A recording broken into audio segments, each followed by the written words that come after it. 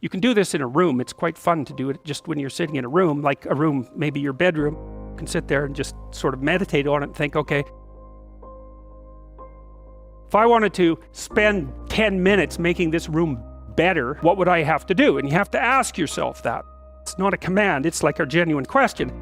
And things will pop out in the room.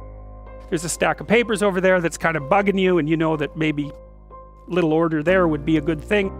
There's some rubbish behind your computer monitor that you haven't attended to for like 6 months, and the room would be slightly better if it was a little less dusty and the cables weren't all tangled up the same way. And if you allow yourself just to consider the expanse in which you exist at that moment, there'll be all sorts of things that'll pop out in it that you could just fix. And I might say, well, if you were coming to see me for psychotherapy, easiest thing for us to do first would just be to get you to organize your room. You think, well, is that psychotherapy? And the answer is, well, it depends on how you conceive the limits of your being.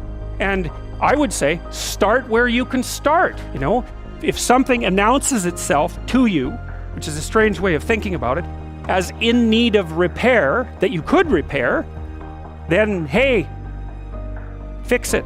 You fix 100 things like that, your life will be a lot different. I often tell people too, fix the things you repeat every day, because people tend to think of those as trivial, right? You get up, you brush your teeth, you have your breakfast, you have your routines that you go through every day. Well, those probably constitute 50% of your life.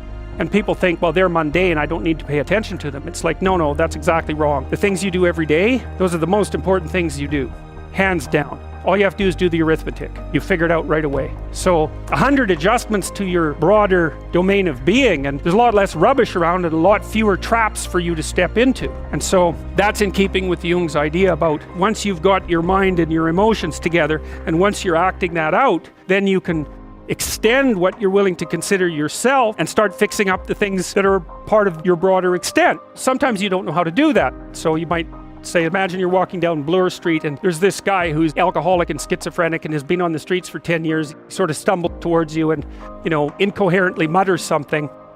That's a problem. And it would be good if you could fix it, but you haven't got a clue about how to fix that.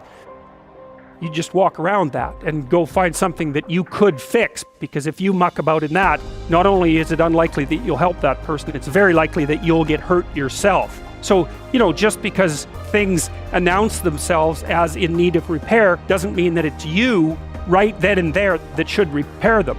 You have to have some humility. You don't walk up to a helicopter that isn't working and just start tinkering away with it. You have to stay within your domain of competence. But most of the time, if people look at their lives, it's a very interesting thing to do. I like the idea of the room, because you can do that at the drop of a hat. Go back to where you live and sit down and think, okay, I'm going to make this place better for half an hour. What should I do? And you have to ask, and things will just pop up like mad. And it's partly because your mind is a very strange thing. As soon as you give it a genuine aim, it'll reconfigure the world in keeping with that aim. That's actually how you see to begin with. And so if you set it a task, you have to be genuine about it, which is why you have to bring your thoughts and emotions together, and then you have to get them in your body so you're acting consistently. You have to be genuine about the aim. But once you aim, the world will reconfigure itself around that aim, which is very strange. And it's technically true. The best example of that, you have all seen this video where you watch the basketballs being tossed back and forth between members of the white team versus the black team. And while you're doing that, a gorilla walks up into the middle of the video and you don't see it. If you thought about that experiment for about 5 years, that would be about the right amount of time to spend thinking about it. Because what it shows you is that you see what you aim at.